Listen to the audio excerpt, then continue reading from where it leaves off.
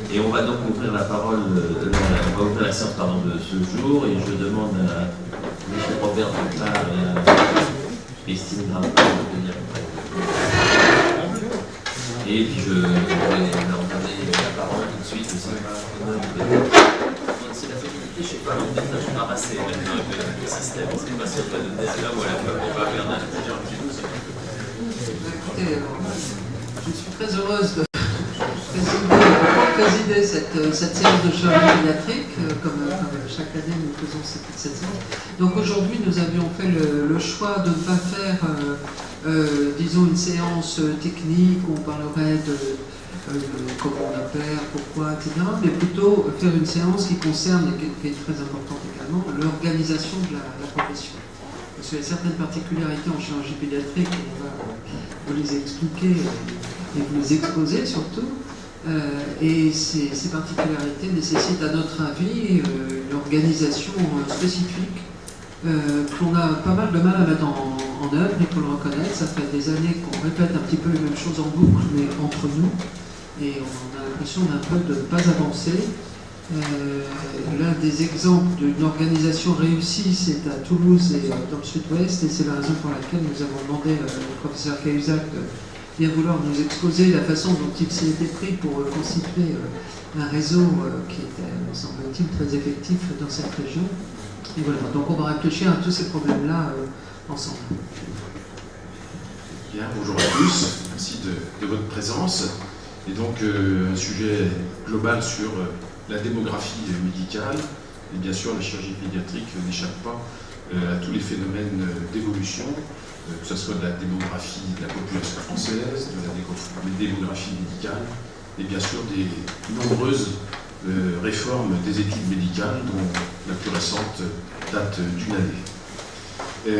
En 2011, lorsque j'étais au collège, et avec le bureau du collège, on avait créé un observatoire, car il nous semblait très important de canaliser les entrées dans la spécialité chirurgicale pédiatrique, d'éviter de former des jeunes qui, au bout du compte, n'auraient pas beaucoup de travail, car malheureusement, heureusement, je ne sais pas, enfin malheureusement, nous ne sommes pas très nombreux comme chirurgiens pédiatres en France, environ 400 au total, il y aura plus de précision tout à l'heure.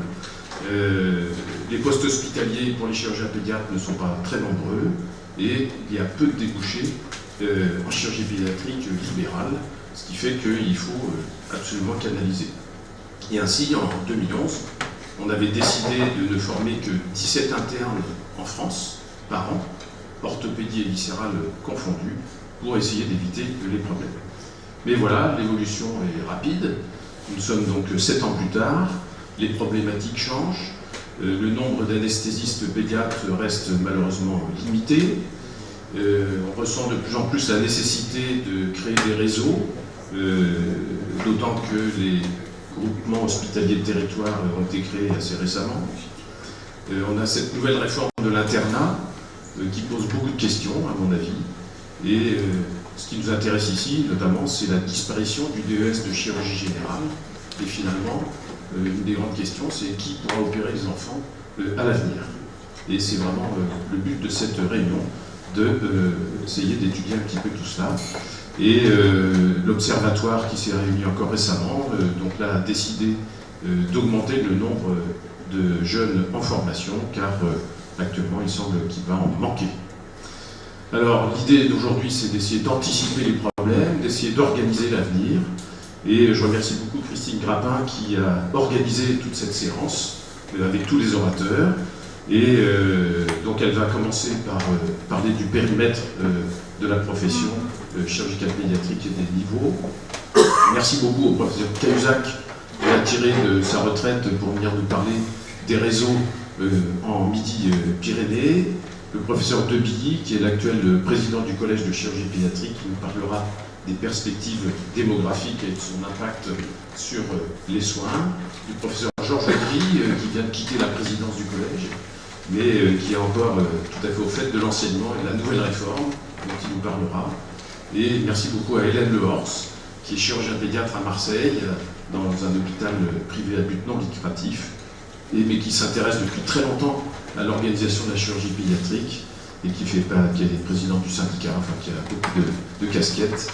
Et merci beaucoup Hélène, tu vas pouvoir nous parler d'organisation territoriale, de permanence de soins et du rôle des ARS. Voilà, donc je vais céder en premier la parole à Christine Grappin pour donc nous parler du périmètre de la profession. Merci beaucoup Christine. Merci.